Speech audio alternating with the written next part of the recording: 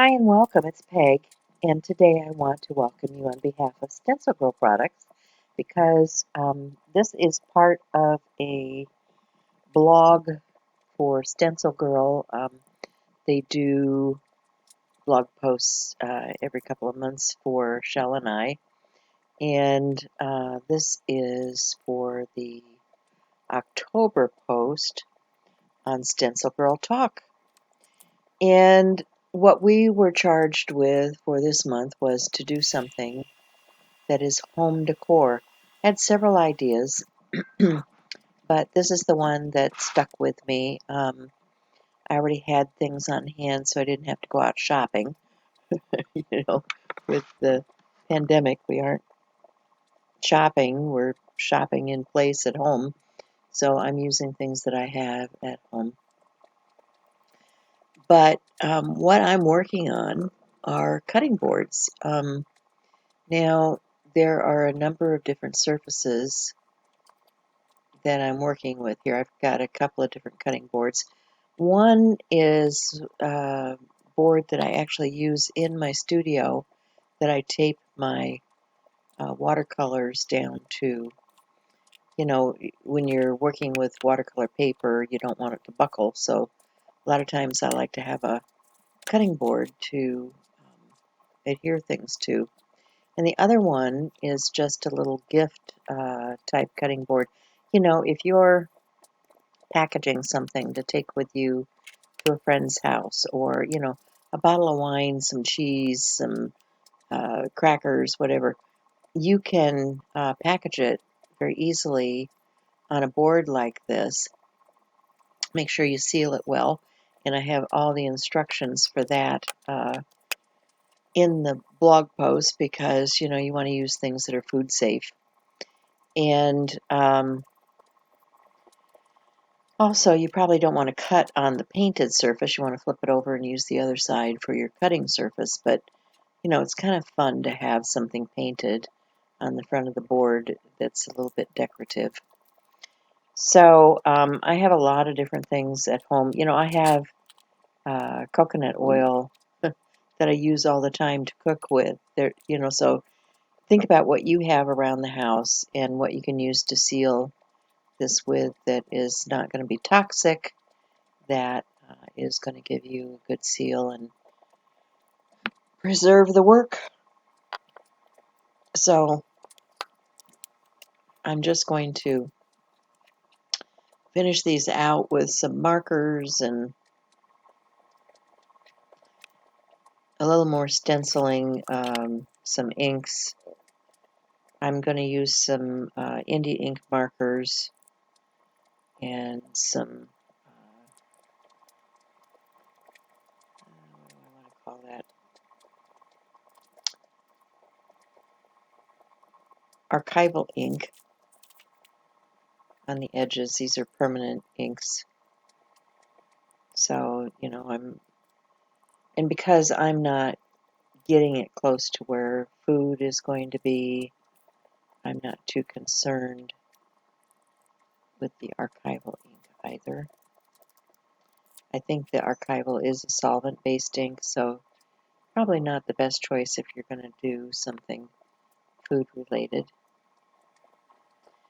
But, you know, there are a lot of different paints on the market too, and you can go check that out. The one that I find most accessible and usable for something like this is the milk paint.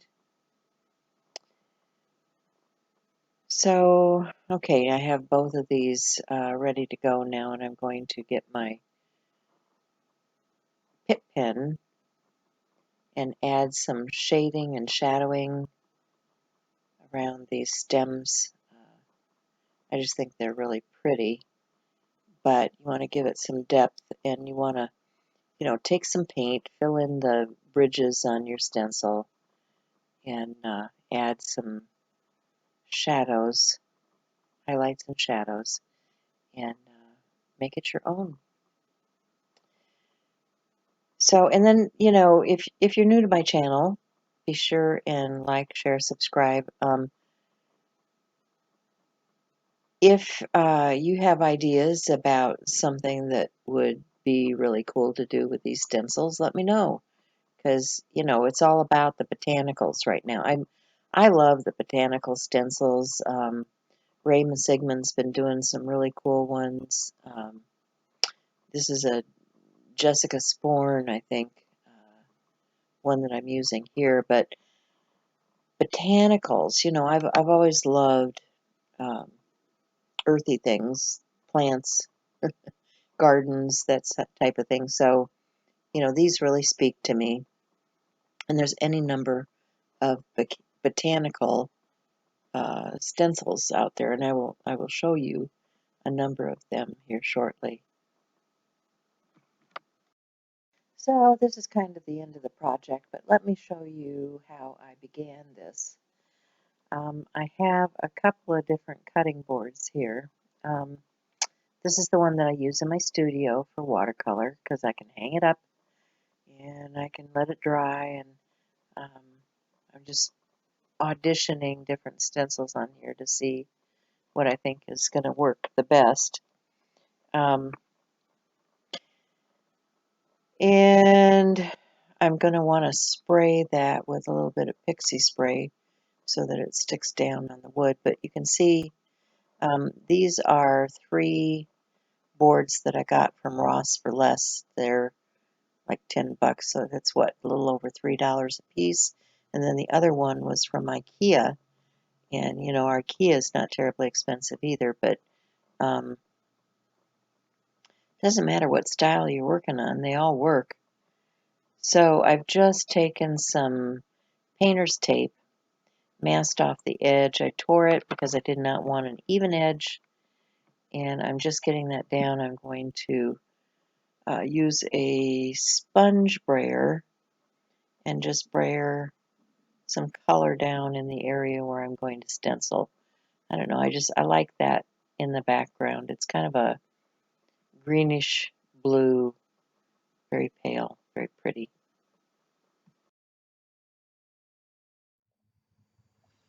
So StencilClub, for those who don't know, is a $25 a month fee to belong to the Stencil Club with StencilGirl.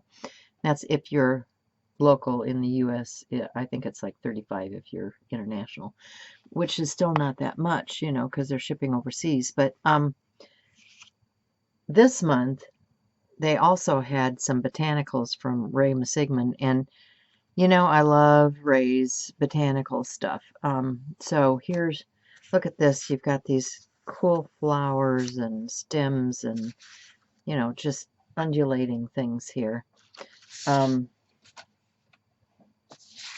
We've got this one. Love these leaves. And then this one, which is like the centers of flowers, is what she's calling this one.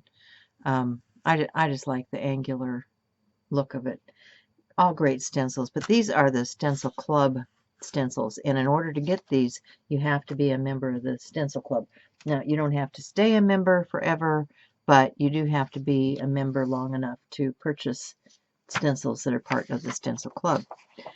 For those of you who are not part of the Stencil Club, there are still plenty of really cool botanicals, like this one.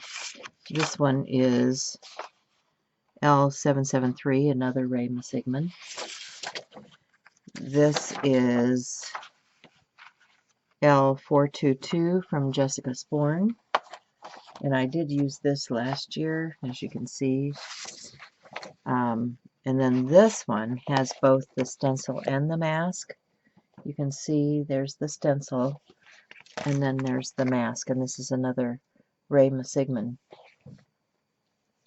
So I encourage you to check out Stencil Club, to check out StencilGirl Products, and to go make something botanical. See you again next time.